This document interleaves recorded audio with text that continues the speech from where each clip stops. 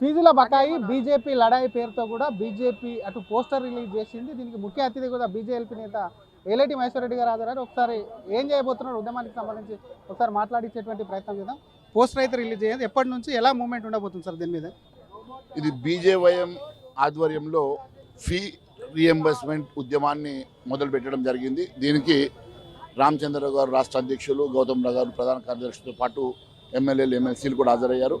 మరి ఖచ్చితంగా బీజేవైఎం తీసుకునేటువంటి కార్యక్రమానికి భారతీయ జనతా పార్టీ మద్దతుగా నిలబడుతుంది. ఈరోజు దాదాపు 15,000 కోట్ల రూపాయలు ఈ రాష్ట్ర ప్రభుత్వం చెల్లించాల్సిన బకాయిలు చెల్లించకుండా ఈరోజు విద్యార్థుల లోకాన్ని ఇబ్బంది పెడతా ఉన్నది. విద్యార్థులంతా కూడా పేద విద్యార్థులు మరి పాస్ అయిన తర్వాత కూడా సర్టిఫికేట్లు కాలేజీలలో యూనివర్సిటీలలో పెండింగ్ ఉండడం వల్ల ఆ సర్టిఫికేట్ల కోసం వాళ్ళు మరి డబ్బులు కడితే కానీ ఇవ్వని పరిస్థితుల్లో వాళ్ళు బంగారం అమ్ముకోనో బాకీ తెచ్చో కట్టే పరిస్థితి వచ్చింది. మేము డిమాండ్ చేస్తూ ఉన్నాం, మీరు ఫీ రియంబర్స్మెంట్ అనౌన్స్ చేయడం వల్ల గ్రామీణ ప్రాంతాల నుంచి అనేక మంది పేద విద్యార్థులు వచ్చేసి ఈరోజు హైదరాబాద్లో చదువుతూ ఉన్నారు. వారు ఫీజులు కట్టలేక కొంతమంది మధ్యలో ఆపే పరిస్థితి, కొంతమంది పాస్ అయినా కూడా మరి సర్టిఫికేట్లు కాలేజీల్లో యూనివర్సిటీలో ఉండే పరిస్థితి ఉన్నది. కాబట్టి వెంటనే ఫీ రీఎంబర్స్మెంట్ని రిలీజ్ చేయాల్సిందిగా మేము ఈ ప్రభుత్వాన్ని కోరుతా ఉన్నాం. రెండోది, మెస్ ఛార్జెస్ కూడా ఇవ్వకుంటే అనేక ప్రాంతాలు ఇదే నిజాం కాలేజీలో మొన్న మెస్ క్లోజ్ అయిపోయింది. మరి మెస్ ఛార్జెస్ కూడా ఇవ్వడం లేదు. పేద ఎస్సీ, ఎస్టీ, బీసీ విద్యార్థులకు అనేక రకాలుగా ఇబ్బంది పెడుతున్నటువంటి రాష్ట్ర ప్రభుత్వం ఇప్పటి వరకు కనీసం విద్యాశాఖ మంత్రి లేడు, మరి హోంశాఖ మంత్రి లేడు. ఈరోజు మరి పూర్తిగా ఈ రాష్ట్రం మరి పూర్తిగా వైఫల్యం చెందింది. మేము ఈ రాష్ట్ర ప్రభుత్వాన్ని ఒకటి అడుగుతా ఉన్నాం, ఎట్టి పరిస్థితుల్లో విద్యార్థి లోకానికి చెల్లించాల్సినటువంటి ఫీ రియంబర్స్మెంట్ కానివ్వండి, మరి అదే మాదిరిగా నిరుద్యోగ యువత కోసం మీరు ఇస్తామన్నటువంటి మరి పోలీస్ శాఖలో ఉన్నటువంటి 19,000 ఉద్యోగాలు కానివ్వండి, 2 లక్షల ఉద్యోగ నోటిఫికేషన్ల విషయంలో కానివ్వండి, ఖచ్చితంగా మీరు వెంటనే విడుదల చేయాల్సిందిగా కోరుతా ఉన్నాం. లేని పక్షంలో ఈవెన్ అన్ఎంప్లాయిడ్ యూత్ కోసం కూడా మేము అతి త్వరలో మరి పార్టీలో మాట్లాడేసి మేము కార్యాచరణ రూపొందిస్తాం. ఈరోజు ఫీ రియంబర్స్మెంట్ అంశంలో బీజేపీ తీసుకునే కార్యక్రమానికి భారతీయ జనతా పార్టీ పూర్తిగా మద్దతు నిలబడుతుంది. మీరేమో విద్యార్థులకు కానివ్వండి, విద్యాశాఖ మంత్రి లేరంటున్నారు. ఇంటిగ్రేటెడ్ స్కూల్తో సహా కాన్స్టెన్సీకి స్కూల్ కడుతున్నాం, పెద్దపీట వేస్తున్నాము, విద్యా వ్యవస్థకే కూడా రేవంత్ రెడ్డి ఎప్పుడు లేనంత కృషి చేస్తున్నారని చెప్పి ఆయన చెప్తున్నాడు, వాళ్ళ మంత్రివర్గం కూడా చెప్తుంది. చూడండి, ఈరోజు వరకు కూడా జ్యోతిరావు పూలే బిల్డింగ్స్ నిన్ననే నేను ఒకటి విజిట్ చేశాను. దాదాపు ఒక రూమ్లో 40 మంది విద్యార్థులు పండబెడతా ఉన్నారు.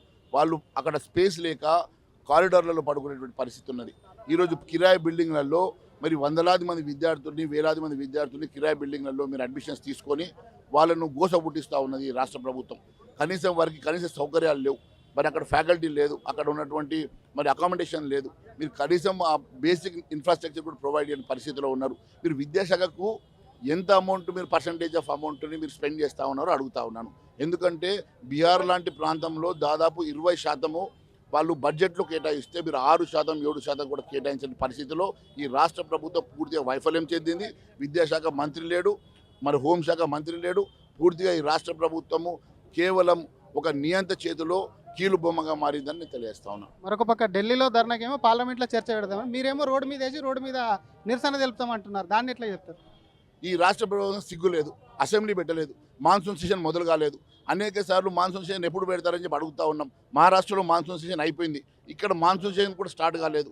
మరి అసెంబ్లీలో మాట్లాడదామంటే మా మైకులు కట్ చేస్తారు, అసెంబ్లీ సెషనే పెట్టరు. అక్కడ పార్లమెంట్ సెషన్స్ పెట్టి మీరు చర్చకు రండిరా బాబు అంటే మీరు చర్చకు రారు, గేట్ల ముందర కూర్చొని నిరసన చేసేసి ప్రజాస్వామ్యాన్ని అప్రతిష్ట పాలు చేస్తూ ఉన్నారు. కాంగ్రెస్ పార్టీ పూర్తిగా ఇటలీ కాంగ్రెస్గా మారిపోయింది, విదేశీ శక్తులు కీలుబొమ్మగా మారిపోయింది. ఈరోజు సిగ్గు లేకుండా మంత్రులు రోడ్డు మీద ఎక్కుతా ఉన్నారు. ఒక మంత్రి పదవిలో రాజ్యాంగ హోదాలో ఉన్నటువంటి వ్యక్తి ఈరోజు నిరసన కార్యక్రమంలో పాల్గొని ఈరోజు ఒక పోలీస్ చేత అరెస్ట్ అవుతుందంటే ఆయన ఆ పదవిలో ఉండడానికి ఒక క్షణం కూడా అర్హత ఆయనకు లేదు. వెంటనే వీళ్ళు రాజీనామా చేసిన తర్వాతనే వీళ్ళు ఇలాంటి కార్యక్రమం చేపట్టాలి తప్ప వీళ్ళు ఒక రాజ్యాంగబద్ధమైన పదవిలో ఉండి ఈరోజు నిరసన తెలపడానికి సిగ్గుందని అడుగుతా ఉన్నాను. కానీ బీజేపీ ప్రభుత్వం, మోడీ గవర్నమెంట్ నేతలకు నాయకులకే సంఖ్యలు వేస్తుంది. రాహుల్ గాంధీ అరెస్టుకు నిరసనగా మేము సంఖ్యలు వేసుకొని నిరసన తెలుపుతున్నాము, పోలీసుల పని చేసుకుంటారని అదే మంత్రులు చెప్తున్నారు. అదే మంత్రులకు ఈ ప్రజాస్వామ్యం మీద గౌరవం ఉంటే, అదే మంత్రులు ఈ ప్రజాస్వామ్యాన్ని గౌరవిస్తే వాళ్ళు ఈరోజు న్యాయపరంగా మీరు పోరాటం చేస్తారా, లేకుంటే చట్టసభల్లో మీ వాదన వినిపిస్తారా? చట్టసభలో చర్చకు రమ్మంటే రారు. మరి అదే మాదిరి ఇక్కడ తెలంగాణలోనేమో అసెంబ్లీ పెట్టరు, పార్లమెంట్లోనేమో చర్చకు రారు.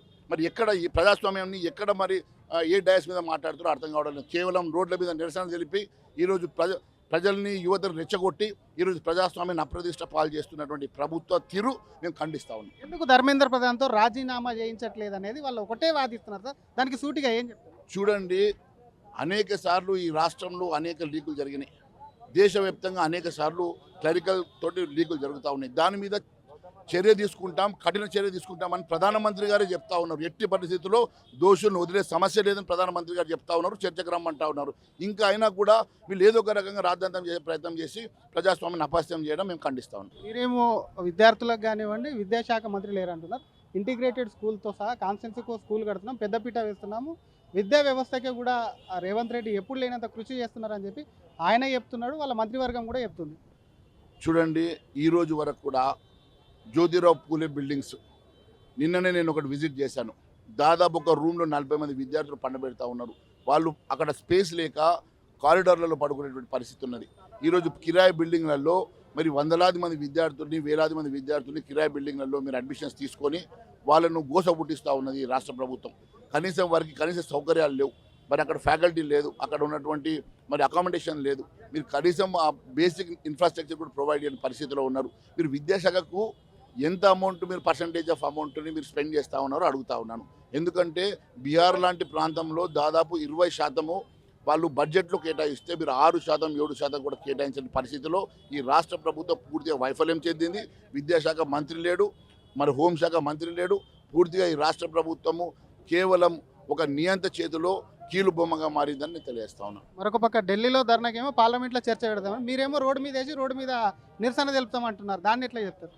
ఈ రాష్ట్ర ప్రభుత్వం సిగ్గు లేదు, అసెంబ్లీ పెట్టలేదు, మాన్సూన్ సెషన్ మొదలు కాలేదు. అనేక సార్లు మాన్సూన్ సెషన్ ఎప్పుడు పెడతారని చెప్పి అడుగుతూ ఉన్నాం. మహారాష్ట్రలో మాన్సూన్ సెషన్ అయిపోయింది, ఇక్కడ మాన్సూన్ సెషన్ కూడా స్టార్ట్ కాలేదు. మరి అసెంబ్లీలో మాట్లాడదామంటే మా మైకులు కట్ చేస్తారు, అసెంబ్లీ సెషనే పెట్టరు. అక్కడ పార్లమెంట్ సెషన్స్ పెట్టి మీరు చర్చకు రండిరా బాబు అంటే మీరు చర్చకు రారు, గేట్ల ముందర కూర్చొని నిరసన చేసేసి ప్రజాస్వామ్యాన్ని అప్రతిష్ట పాలు చేస్తూ ఉన్నారు. కాంగ్రెస్ పార్టీ పూర్తిగా ఇటలీ కాంగ్రెస్గా మారిపోయింది, విదేశీ శక్తులు కీలుబొమ్మగా మారిపోయింది. ఈరోజు సిగ్గు లేకుండా మంత్రులు రోడ్డు మీద ఎక్కుతా ఉన్నారు. ఒక మంత్రి పదవిలో రాజ్యాంగ హోదాలో ఉన్నటువంటి వ్యక్తి ఈరోజు నిరసన కార్యక్రమంలో పాల్గొని ఈరోజు ఒక పోలీస్ చేత అరెస్ట్ అవుతుందంటే ఆయన ఆ పదవిలో ఉండడానికి ఒక క్షణం కూడా అర్హత ఆయనకు లేదు. వెంటనే వీళ్ళు రాజీనామా చేసిన తర్వాతనే వీళ్ళు ఇలాంటి కార్యక్రమం చేపట్టాలి తప్ప వీళ్ళు ఒక రాజ్యాంగబద్ధమైన పదవిలో ఉండి ఈరోజు నిరసన తెలపడానికి సిగ్గుందని అడుగుతా ఉన్నా. కానీ బీజేపీ ప్రభుత్వం, మోడీ గవర్నమెంట్ నేతలకు నాయకులకే సంఖ్యలు వేస్తుంది. రాహుల్ గాంధీ అరెస్టుకు నిరసనగా మేము సంఖ్యలు వేసుకొని నిరసన తెలుపుతున్నాము, పోలీసుల పని చేసుకుంటారని అదే మంత్రులు చెప్తున్నారు. అదే మంత్రులకు ఈ ప్రజాస్వామ్యం మీద గౌరవం ఉంటే, అదే మంత్రులు ఈ ప్రజాస్వామ్యాన్ని గౌరవిస్తే వాళ్ళు ఈరోజు న్యాయపరంగా మీరు పోరాటం చేస్తారా, లేకుంటే చట్టసభల్లో మీ వాదన వినిపిస్తారా? చట్టసభలో చర్చకు రమ్మంటే రారు.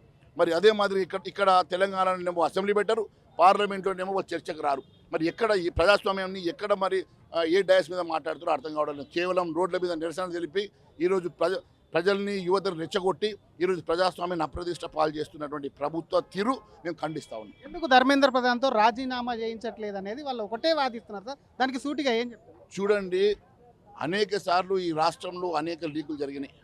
దేశవ్యాప్తంగా అనేక సార్లు క్లరికల్ తోటి లీకులు జరుగుతూ ఉన్నాయి. దాని మీద చర్య తీసుకుంటాం, కఠిన చర్య తీసుకుంటామని ప్రధానమంత్రి గారే చెప్తా ఉన్నారు. ఎట్టి పరిస్థితుల్లో దోషులను వదిలే సమస్య లేదని ప్రధానమంత్రి గారు చెప్తా ఉన్నారు. చర్చకు రమ్మంటా ఉన్నారు. ఇంకా అయినా కూడా వీళ్ళు ఏదో ఒక రకంగా రాద్ధాంతం చేసే ప్రయత్నం చేసి ప్రజాస్వామ్యాన్ని అపహాస్యం చేయడం మేము ఖండిస్తా ఉన్నాం. Thank you sir. ఇది ఒకవైపు బీజేవైఎం ఆధ్వర్యంలో నిర్వహించేటువంటి ధర్నా ఏదైతే ఉందో డెఫినెట్గా బీజేపీ దానికి మద్దతు ఉండి ముందుండి నడిపించి కూడా వచ్చేటువంటి ఫీజు బకాయిలు ఏదైతే ఉన్నదో ఫీజు రియంబర్స్మెంట్స్ కూడా వచ్చేలా కూడా వాళ్ళ మెడల్ వస్తాం. అసెంబ్లీలో చర్చకు రారు. ఒకవైపు అటు నేషనల్ వైడ్గా జరుగుతున్న పేపర్ లీకేజ్ మీద ప్రధాని హామీ ఇచ్చారు. అసలు పార్లమెంట్లో చర్చ పడతాం, బాధ్యులైన వారిని ఎవరిని కూడా ఉపేక్షించాం, వాళ్ళని చర్యలు తీసుకొని మంత్రులు కూడా హోదాలా ఉండి పోలీసులు వచ్చి అరెస్ట్ కావడానికి కూడా వాళ్ళకు కొంచెమైనా సరే జ్ఞానం ఉండాలని చెప్పి బీజేఎల్పీ నేత ఏలేటి మహేశ్వర్ రెడ్డి అంటున్నారు. కెమెరామెన్ మధుతో శ్రీధర్, RTV, హైదరాబాద్.